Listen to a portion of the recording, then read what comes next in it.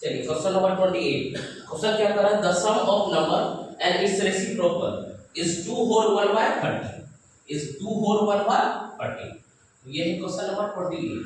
हम मान लेते हैं लेट रिक्वायर्ड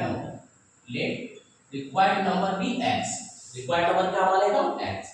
क्वेश्चन में क्या कर रहा है, इस नंबर, ठीक है, ये नंबर x और इसके रेसिप्रोकल का सम वो क्या दिया है 2 होल 1 बाय 30।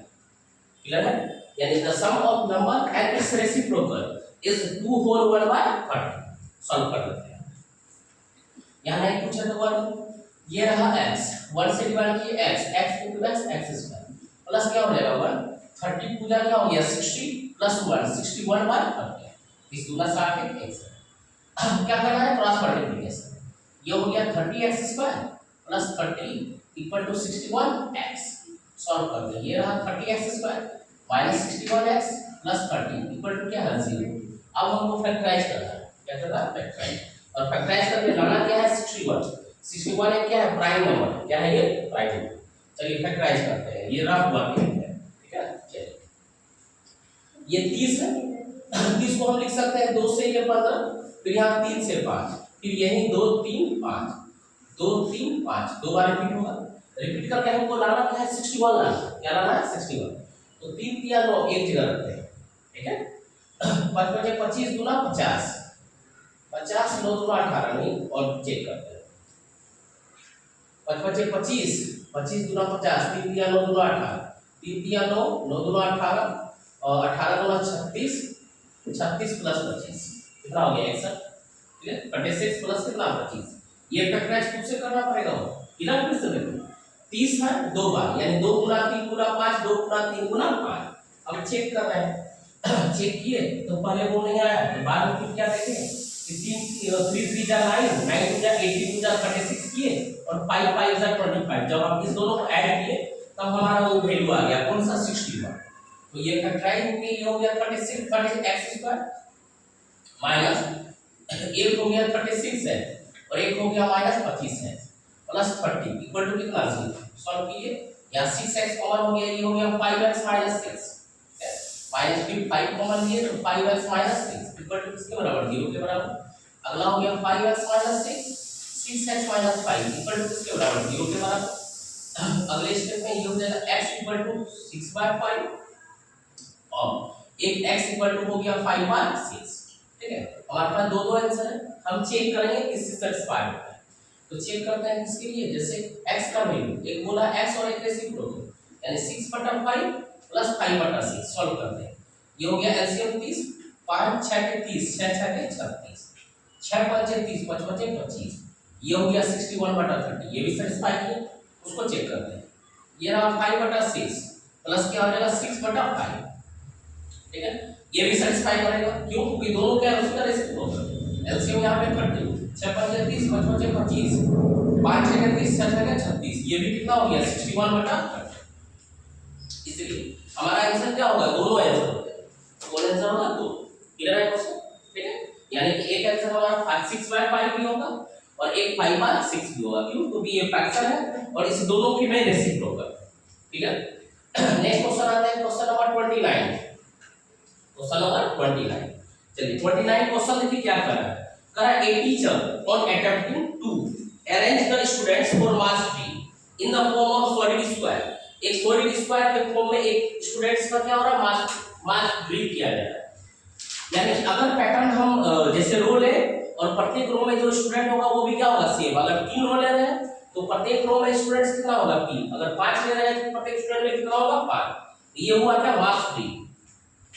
जब ये किया जा रहा था तब फाइंड आउट क्या होगा कि 24 स्टूडेंट्स वेयर है, कितना स्टूडेंट है 24। क्लियर यहां तक। अब फिर क्वेश्चन में आगे क्या कहा जा रहा है, when he increase the size of the square. अब वो उस साइज को क्या किया इंक्रीज किया है, ठीक है। कितने स्टूडेंट्स है 1 स्टूडेंट। तो he found that he was short of 25, यानी 25 स्टूडेंट का कमी हो गया। तो find the number of students, क्या पूछा गया find the number of student. हम उस सॉलिड स्क्वायर का नंबर मान लेते हैं। let number of students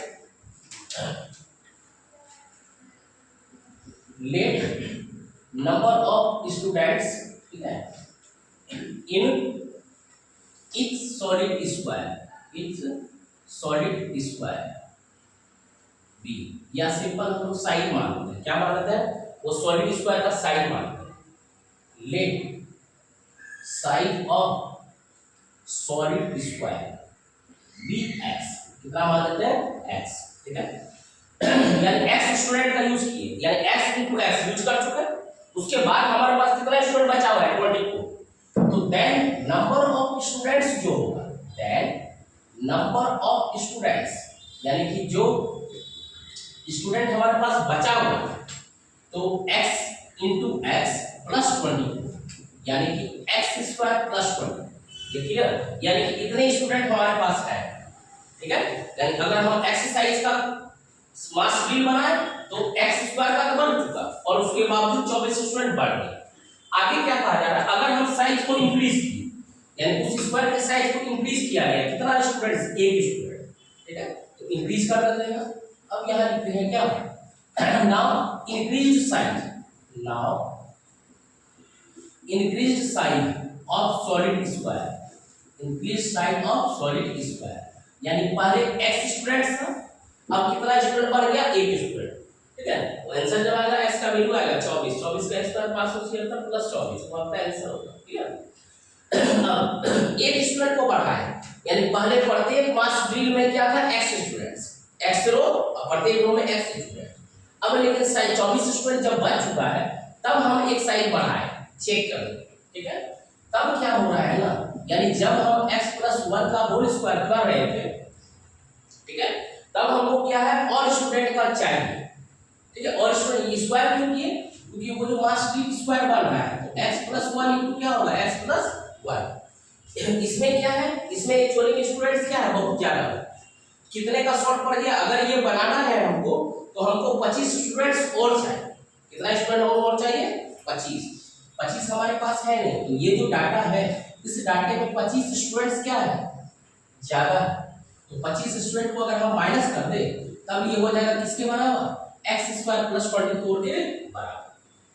किसके बराबर? x² + 24 के बराबर। क्यों? क्योंकि स्टूडेंट्स क्या है? लिमिटेशन में उतना ही स्टूडेंट्स है। अब इसको सॉल्व कीजिए। ये a + b का whole square, a² + b² + 2ab - 25 x² + 24, x² cancel out, ये हो गया 2x। इधर +1 - 25 यानी -24 = 24, यानी 2x = ये 24 उधर जाके क्या हो गया? 48, 2 से कैंसिल हो जाएगा 24। x का वैल्यू क्या हो गया? 24। अब से क्या पूछा है? नंबर ऑफ स्टूडेंट्स कितना है? तो एक्चुअली में नंबर ऑफ स्टूडेंट्स है कितना? x² + 24, तो देयरफॉर x² + 24, यानी कि 24 का स्क्वायर प्लस 24, 24 का स्क्वायर होता है क्या? 576 + 24, ऐड कर दीजिए। 6 4 10 बचा 1, 7 2 9 1 10 बचा 1, 5 1 6, यानी कि 600 क्या है हमारे पास? स्टूडेंट्स है। कितना स्टूडेंट है? 600। यानी अब आंसर आ गया। अब आपको समझ आ जाता है क्लियर। जैसे रो बनाया गया कितना? 24 24 का, तो 24 का सॉलिड स्क्वायर का साइज था, जब 24 का बना तो 24 × 24 576 स्टूडेंट को यूज कर लिया। उसके बाद क्या बोला गया कि 24 स्टूडेंट बच गया, 24 स्टूडेंट बच गए, बढ़ा दिए। अभी साइज 24 का था, जब साइज एक साइज बढ़ा यानी 25 बना, तो 25 × 25 क्या हो गया? 625 है हमारे पास स्टूडेंट 25। तब क्या हो रहा था? शॉर्ट पड़ रहा। तो लास्ट में आप लिखिएगा क्या? Hence required number, hence number of students is कितना हो गया? 600। कितना स्टूडेंट्स हो गया? 600। यहां तक क्लियर है? ठीक है। अब आइए क्वेश्चन नंबर 30, सी का लास्ट क्वेश्चन। क्या क्या रहा है? 300 एप्पल्स आर डिस्ट्रीब्यूटेड। कितना एप्पल डिस्ट्रीब्यूट हुआ है? 300 among the certain number of students। वो certain students हमको पता नहीं, लेकिन एप्पल डिस्ट्रीब्यूट कर रहे हैं कितना? 300। कितना? 300। आगे कह रहा है had there been 10 more students। अगर वहां जितने स्टूडेंट्स पहले थे, अगर 10 स्टूडेंट्स और आ गए, तो each would have received 1 apple less। तो find the number of students. हम मान लेते हैं let number of students be x। कितना स्टूडेंट्स है? x। एप्पल कितना है? 300। तो प्रत्येक स्टूडेंट्स को जो अभी मिलेगा, दैट नंबर ऑफ एप्पल्स ठीक है, number of apples each students gets, each students get. अभी जितना मिलेगा कितना मिलेगा 300 बटा x मिलेगा, कितना मिलेगा 300 बटा x। यहाँ पे किधर है, अब आगे अब कितना स्टूडेंट बढ़ गया, 10 स्टूडेंट बढ़ गया, पहले x था अब स्टूडेंट बढ़ गए, तो इंक्रीज स्टूडेंट्स, ठीक है, तो इंक्रीज स्टूडेंट्स, इंक्रीज स्टूडेंट्स, पहले x थे अब x प्लस कितना हो गया 10, एप्पल कितना है, उसी एप्पल को डिस्ट्रीब्यूट करना है कितने में x plus 10, then number of apple, number of apples each students get या receive each student, each students get यानी कि अभी ईच स्टूडेंट्स गेट, ठीक है, टोटल एप्पल है 300 और स्टूडेंट अभी कितने हो गए x प्लस 10, कितने स्टूडेंट हो गए x प्लस 10, क्लियर। अब ये जो है ना ये क्या है, एक एप्पल कम है, कितना एप्पल कम है, रिसीव वन एप्पल लेस। अब इक्वेशन को हम इक्वेट करते हैं, ये रहा 300 अपॉन x इक्वल टू यहाँ है 300 अपॉन x प्लस 10, क्लियर। इसमें जो नंबर ऑफ एप्पल्स है ये एक कम है ना, इसमें जो नंबर ऑफ एप्पल्स है एक ज्यादा है, यानी पहले वाले केस में नंबर ऑफ एप्पल्स ज्यादा मिला था स्टूडेंट, इस वाले में एक एप्पल कम मिला, यानी ये अगर हम इक्वेट कर रहे हैं इस इक्वेशन को तो हमको यहाँ प्लस क्या करना पड़ेगा 1 करना, ठीक है।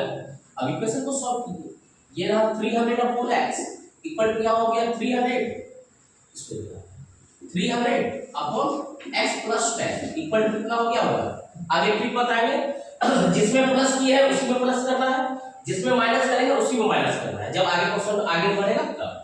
चलिए अब इसको सॉल्व करते हैं, हम 300 यहाँ कॉमन ले सकते हैं, 1 बटा x माइनस 1 बटा x प्लस 10 इक्वल टू किसके बराबर 1 के बराबर, ये हो गया 300, यहाँ सॉल्व कीजिए, एलसीएम हो गया x into x plus 10, x से डिवाइड करके क्या बचता है x प्लस 10, x प्लस 10 से डिवाइड करके क्या बचेगा x, ये किसके बराबर 1 के बराबर, ये x और ये x कैंसिल आउट कर दिए, ठीक है। अब क्रॉस मल्टीप्लिकेशन करेंगे, ठीक है, तो यहाँ पे रह गया ये 300 into 10 और नीचे क्या हो गया x into x square plus 10, इधर कितना है 1 के बराबर। अब क्वाड्रेटिक इक्वेशन बनेगा, ये x square plus 10 equal to क्या हो गया 30,000, ये हो जाएगा x square plus 10 sorry x square plus 10x minus क्या हो गया यहाँ पे 3000 इक्वल टू कितना से फैक्टराइज करते हैं 60 और 50, ये हो जाएगा x square plus 60x minus 50x minus 3000 equal two plus 0, x common लिए x प्लस 60 माइनस 50 कॉमन लिए x प्लस 60 इक्वल टू क्या हो गया 0, नेक्स्ट हो गया आपको x माइनस 50 और एक हो जाएगा x प्लस 60 इक्वल टू क्या हो गया 0, यानी कि x इक्वल टू 50 और x equal to minus 60 negative होने लगेगा, तो नंबर ऑफ स्टूडेंट्स कितना है एक्चुअली कीजिए, hence number of students is 50, number of students क्या हो जाएगा क्लियर है।